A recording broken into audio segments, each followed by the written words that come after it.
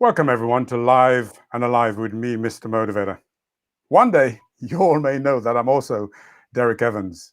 I've said many times that everyone's life story can be an inspiration to others. And I've seen it throughout my life. And, I've been homeless, one parent family, made redundant, had so many things happen to me. But I've been made stronger by all that has happened. I've met so many people on life's journey. But tonight, I'm firstly going to applaud a man who has always believed in me. He actually gave me my first break into television before others took notice. And that man is Julian Aston. And one day you're going to meet him. And we're going to meet him on Live and Alive so that you can hear his story. The other man, whom I've never met in person, but he's the first person who has believed in what this is all about. And he's put his company behind it. And that man is the CEO of the Olive Group, Brendan Kavanagh. Brendan, welcome. Hello, Mr. Motivator, Derek Evans, MBE. A I pleasure. knew you'd put that. I knew you'd put that in the MBE. I'm jealous. Well, you've got CEO. Yeah, absolutely, but that's self-appointed. You're right. Yeah. It's Great quite to see you. intriguing actually because we met on one of these platforms, and I can't think which one it was, but that was about a year ago. Yeah. And before we come into that, I really want to just try and get a greater understanding of what you're all about, what the Olive Group is all about, because I've just gone on the trust and the belief and the fact that I felt an affinity with you when I met you. So I think it'd be really good for myself and for everybody for you to tell us what the Olive Group is all about. Yes. Well, Olive was born in 2006. I had been involved in, I suppose, lots of training and been responsible for a lot of workforces. I grew a number of companies across a number of sectors in technology and all the rest of it. And I've always found sort of the business aspect of my life easy. What was more difficult was, I suppose, life on life's terms. And I remember you when I was a young man growing up. And I was always attracted to your spirit and all that thing. And you mentioned, your story in life. Mine, I'm the youngest of 7 kids and grew up in Dunleary in Ireland. And I fell madly in love at 15 years of age. Wow. And walked up the aisle at 21 years of age. And I bought out a company that, would you believe, that my dad was working for at 24 years of age, obviously with other people's money. It was like I had nothing and I was willing to risk it all. But my daughter was, when she came along, I was like 23 and she was diagnosed with cystic fibrosis. And I think that was you talk about, as I say, life and life's terms, or there are points in your life where you get knocked back, and I remember at that time thinking, I don't have the emotional tools to deal with that. I was married, I was a husband, I was this sort of energetic, egotistical entrepreneur, and then suddenly life happened. And the first time I kind of came in touch with my powerlessness, and that was a point in my life where I didn't really sort of know what to do. I had sort of I remember without, I'm not terribly religious, but I am spiritual, and I remember arguing with a God that I didn't believe in. I remember thinking that the rest of my life was, in some way, sort of going to be changed. A phone call can change your life, and I remember getting those results from the hospital, and I still remember the color of the phone, and I remember lifting it, and somehow inside I knew that. And little did I know I was to go on, and for the first number of years of her life, Shauna, in and out of hospitals and all that sort of stuff. But really, sort of, like I say, not having the tools, but at the same time, knowing that I wasn't really of any real use to anybody if I was going to lie down underneath that. And the relationship I had with her was like three elements to it: her, me, and fear. And I wasn't, the sort of person who wanted it that way. So I remember saying to myself, and I remember, tapping into people around me like you and saying, hold on a sec. Every day I can wake up and make a choice. The future doesn't exist. The past we can't do anything about. And let's make the best of it. And although we lost Shauna 3 years ago, I had absolute 29 years of complete, bliss with her. And and I'm still motivated. I still feel her present and all that sort of thing. So life has happened to me as well.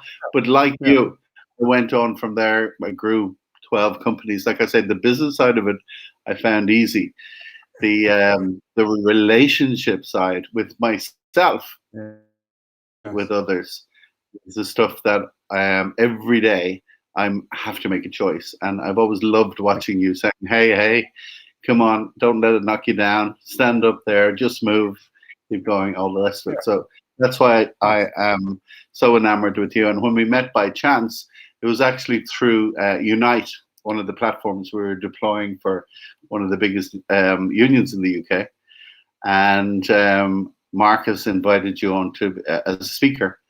And we said, wow, imagine if we could get Derek to do something like this, So. And we got talking. We got talking, yeah. And it's fascinating, really, because when we have knockbacks in our lives, we do have a choice, don't we? Whether we're going to pick ourselves up and carry on. And often I maintain it's the fuel that really makes us who we are in the future. But I want to get real personal with you, though. Here we are. Before we come on to the club and what's happening there, what's the first thing you do in the morning when you wake up? What is it? Every morning, when I wake up, I do a bit of meditation, and so one of my practices is mindfulness, and so some mornings, I look in the mirror and I go, "Oh my God, you got fat and you look awful and all the rest of it." I think that in my head, and then mindfully I observe my mind with that, and I say, what, I love you, and I'm always going to be there for you.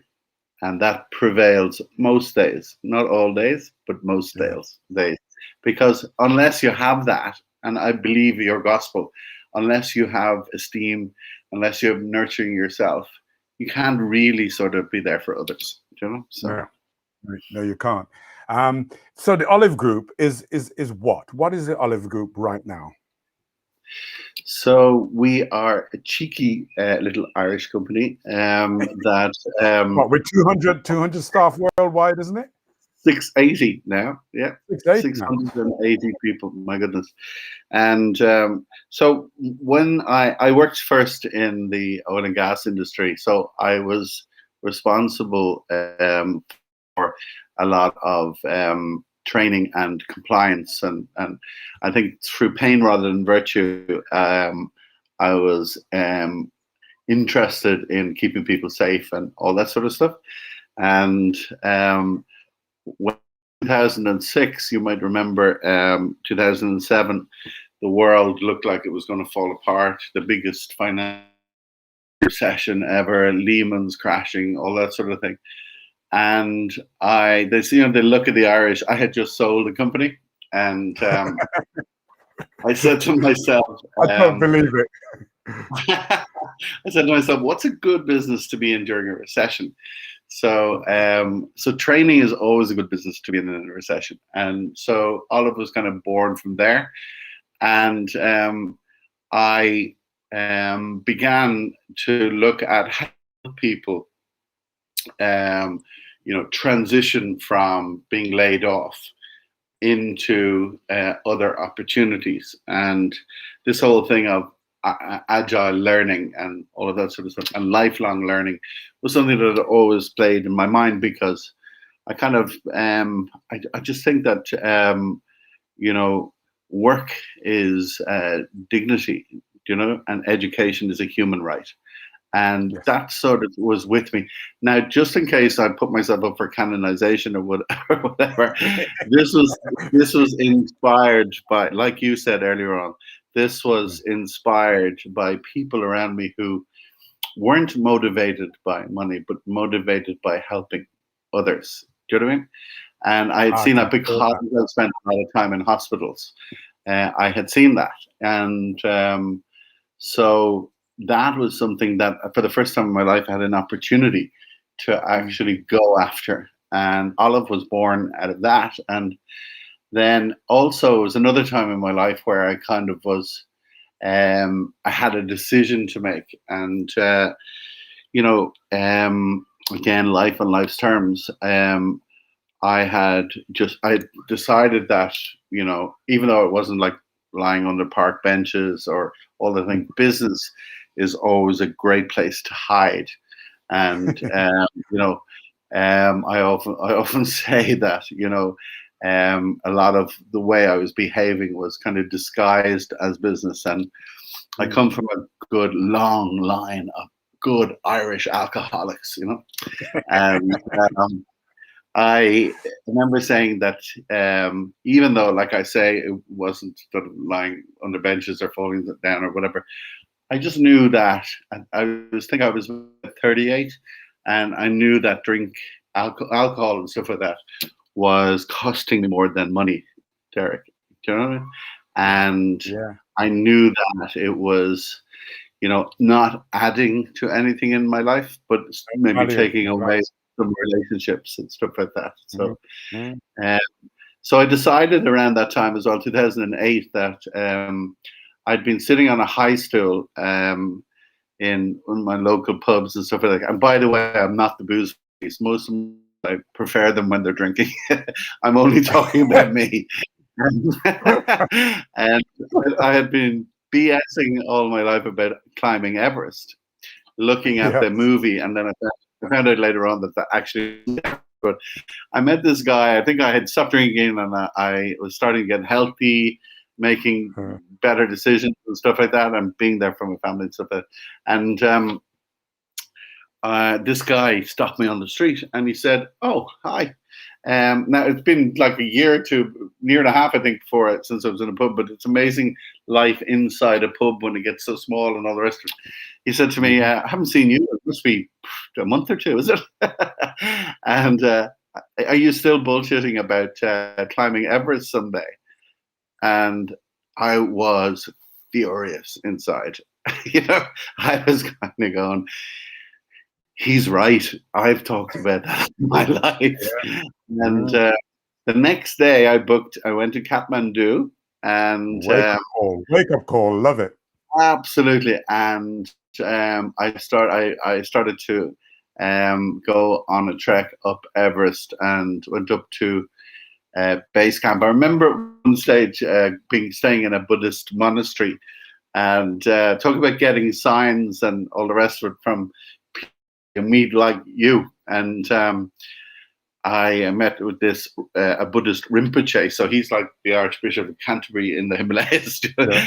Yeah. And I said to him, "Can you give me some advice from like a Buddhist point of view?" Like, I think I was actually looking for some little secret that I would come back and Yes. turn into a Yes. business and sell or something like that. And I was telling him how I was unhappy and the things that were happening, and drinking too much and all that sort of thing. And he said, from a Buddhist point of view, stop. I said, stop. I've come 7,000 miles for that. But anyway, I ended up going up to Everest Base Camp, and I fell in love with Nepal and You know, some of the guys I interviewed, Sanjeev, he was 20-year-old, full of enthusiasm, very little work going on in Kathmandu and all the rest of it. And so the world was changing technologically. You know, cloud computing was happening, the ability to stream video, started a production center by the time I got back. And things just, again, started to unfold. And now we're in Australia, America, Middle East. We're in Berlin. We're in Ireland. And guess what? We're actually hosting a platform for Mr Motivator, MBE. Him, yes. But something. But Brendan, I tell you something. I want everybody listening right now. They don't understand that the moment you help someone other than yourself, number one, there's a joy about it. But number two, it reaps so many rewards, things that you never expected to happen. It opens up all kinds of doors. And that's why I always believe that you should always reach down where you can and help someone and lift them up, because it just makes you feel so good. And I believe that is the fuel that leads to your eventual success in whatever you're doing. Yeah, and there's such a privilege in it, isn't there? Because anything that I know is secondhand. Do you know what I mean? And of use. And there's always been. I look back and I see mentors and like those changes that I made in my life. I remember talking to an old mentor of mine, and he was from County Clare in Ireland, but he was became very successful during the 60s in London and all of that. And I remember him picking me up on some of my behaviors. And he said, Brendan, you need to have a think about that might be temporarily fun or whatever. And he said, but I said to him, look, if you had my problems, you would behave like that. And he said, Brendan, in a very West of Ireland accent, Brendan, if I behaved like that, I'd have your problems. Love it. All right, I'm going to hit people have been there for me, and I'm sure they've been there for you as well, Derek. That's where we get our inspiration. Thank you. Yeah. Thank you. And that's why I applaud you, because it's very easy when you're kind of successful. I'll always remember after the first week on GMTV, I wandered into a cafeteria and I ordered a sandwich, and I took out the money to pay the guy, and he said, no, you don't have to pay me. I said, what do you mean? He said, no, you don't have to pay me. It's fine. I said, come on, no. He said, no. He said, you bring me joy. And I was just thinking, there was a time when I was hungry. No one ever gave me a sandwich. And when I could afford a sandwich, people give you. And it's much easier to get. You know what I mean? Oh, yeah. Yeah, but listen, I want to hit you with some quick fire questions. All right. How fit are you? I know you mentioned your mindfulness, but let's put that to one side. How fit are you? Well, you know what? I actually realized that I had never, that with all of the building of the platform and, the listening to meetings with you and the teams and every week, that I hadn't actually joined. And I joined today, and I paid and everything. Why? Because I have been fat and slim 3 times since COVID started.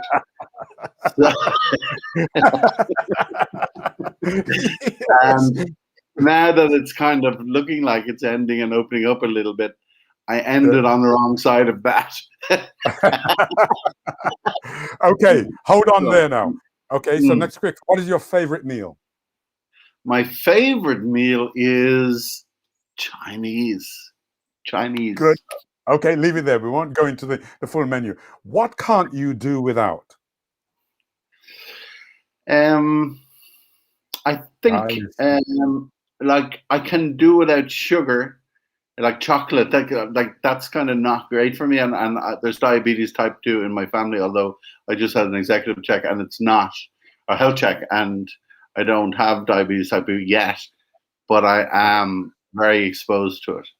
So at 57, that's around the time, right? when Yeah. these Well, things, yeah. So you're young. I You're young. can't do without that. I just need to make the right choices. But what I can't do without is a bit of meat and two veg. Okay. All right. Now, you may have covered this already, but Yeah.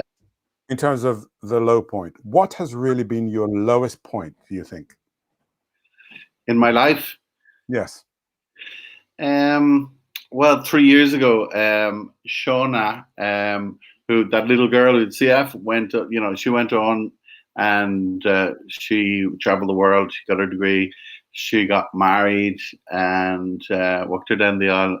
And in 2017, she wanted to become a mum, and she took a risk. And unfortunately, both of them didn't make it. So I Oh. suppose the lowest point of my life, Mhm. I suppose, was not that, because when I stopped like 17 years ago bumming around, Mhm. Mhm. um, I thought that that would be the lowest point of my life, that I would never enjoy myself again. That Mm. was probably one of the lowest, but obviously, I think every day I miss physically. Mm. The physical Sure. loss is really tough on my wife and all, but spiritually, I think one of the things that I can feel attached to her. But I know, Derek, I have to be Mm. honest with you. I can't look at you and not be honest for some reason. I know that I have transferred an addiction into kind of food. Do you know what I mean? And I Yeah. think I'm using it as a kind of a bit of a crutch. So You one of the see, reasons I joined yeah. today, and one of the reasons I wanted to come on this, is that I want to be in the Motivator Club, and I want some Okay. help. I Okay. need see the CEO of this big flashy digital global Mhm. bullshit. Mhm. I need help right now. Yeah. You see, Brendan, we all grieve in different ways, don't we? Yeah, yeah, absolutely. Mm. Okay. And I Low think point. music too. Yeah, yeah, Yeah. Low point. Give me a high yeah. point. The highest point in my life was, I would say, walking my daughter down the aisle. Ah. Ah. That's lovely. Yeah. Mm. Yeah, I like that. Mm. Okay. All right. Are you a soft boss? Am I a soft boss? No, I'd say I'm a fair boss. I'd like to think, but Okay. if I need to, I can be a bit of a Jekyll and Hyde. Okay. And Mm. what do you do when you realize the mistake was yours? I apologize, Good. hmm Mhm. but I'm never wrong.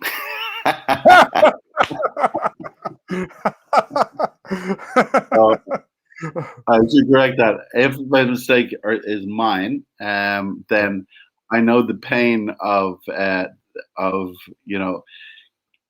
There's a guy who, again, these people you mentioned, you kicked off the show on this, and it just stayed with me. People you meet in life, like Uh-huh. Julian and those. But he said to me once, "Have you ever been wrong?" Because I was complaining, I had a big resentment against this person, right? He said, "Have you ever been wrong, Brendan?" And I said, "Yeah." He said, "Well, give them the right to be wrong." Yeah, and Love it. that kind of stuck with me. It's a goodie, isn't it? Mhm. Give them the right Yeah. to be wrong. Yeah. So have to give yourself That the is, right to be wrong, though, as well. yeah. Okay. Yeah. All right. So I now know you better, but we Hmm. made the decision to go ahead with the Motivator Club. Why? Um, I could say it was for opportunity and all the rest of it. I think in my gut, I knew that there was a crossroads happening with you and us, and I went with my gut, and I wanted to be part of something that you're, as far as I'm concerned, without blowing smoke and all that. I wanted to be part of something that you've been doing, which is, an alternative to boot camp fitness, an alternative to boot camp nutrition, an alternative to boot camp motivation. And I wanted to be part of that. I believed in it. Why? I don't have the words for you there, but my gut, I would say. Yeah. Thank you. Thank you. Because I believe that we are together putting down the foundation stone for something that could be really incredible, because I've seen the indications already by just the response from people who have become members, and what they say, and the upliftment that we're getting. And I believe that, yeah, the long haul is there. Anyhow, let's not go down that road. It gets me all embarrassed. Tell me about the future then. So the future is we're going to be great. All right. What about Olive Group future? Olive Group's future is bright. Like during the COVID period, I think a lot of people have, again, probably through pain rather than virtue, become much more aware of how easy it is to, blend online with reality. And we all know, and I'm like, my guys go crazy when I say it, like, face to face is great. Blending that means that, and developing your own little skills and stuff like that to go online as well means that we can reach further, and also we can communicate further. So during COVID, our sort of activity and our platforms and all the rest of it have grown. The trajectory has been, very good, in line with education technology generally. It's getting better and better and better. The future is bright on this, I think, because of something that I read on your website in terms of the copy, and that is there's an invitation for people to feedback what they want, and to join in. And I think that this community and communication club, I think, has a great chance to really sort of create this collective consciousness and around what's on offer here. So I believe that the future is bright with that, and as long as we, as you say, it's a marathon, not a sprint, but I think as long as we are true to that and invite people and they're happy, like I could have cried at some of the feedback that you got last week. In particular to that mother, the mother and son, like knocked me over. With I said, my wife is falling. Why? That's why I said, yeah. That's exactly it. That's why. Yeah. Okay. So on that basis, right? So you're a generous boss, yes? Am I a generous boss? Yeah. I think I'm generous. Yeah. I am generous. Good. I like to be generous. Yeah. Okay. How many staff do you have? 680. So I'm just quickly working out what discounts I can give you for 680 membership to the club for the staff. Absolutely. Absolutely. The problem is that you've given them all the code. The access codes. But certainly, I think all of the people in the West, because it gets a bit late at night for this sort of stuff, all the people in the West are up for joining up, because I guess that you might say that to me. Okay, all right, fine. I thought you would. I knew you were ahead, one step ahead of me. What can't you do without? What can't we do without? Love. Ditto. We've learned that this last year, haven't we? Absolutely, yeah. Love in all its manifestations is the higher power. Fear is the lower power. Yeah. It's quite fascinating, Brendan, because I want to save, because I believe that this is only part one of our conversation, because there's so much more I wanted to talk to you about, but I want to leave people wanting more. Right.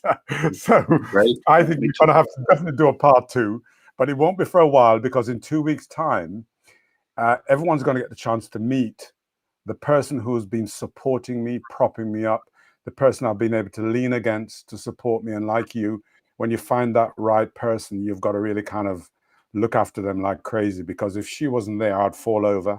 My left arm would fall off, right? The very breath I take would disappear. And so I think it'd be really good to meet her. And so on my daughter's on my left-hand side at the moment. I think she's doing, how teenagers are like, well, she's not a teenager. It's lovely. It's lovely to have the courage to say it. Yeah, Yeah. we're going to meet you in a couple of weeks' time. But I really want to revisit our conversation because I Great. think it's been fascinating. Thank you so much for your time. A privilege, Derek. Thank you very much indeed. Thank you. And I Yeah, look forward to us working together forever. Yeah. for sure. Thank you so much, Brendan. And Brendan Kavanagh of the Olive Group. What a fascinating conversation. I've enjoyed the journey with him. I hope you've enjoyed that as well. Please send your comments if you're on YouTube or whatever. Make sure that what you do is you do subscribe. We've got some wonderful messages coming from people. Some people reckon that it looks like we've known each other for years, but not true. Look, listen, it's been great. Thank you all so much for listening. I'm out of here. Be well. Have a great Sunday and have a wonderful week. And remember, you have not a good or bad life. You have one life, and it's up to you to make it good or bad. See you guys. Thanks, Derek.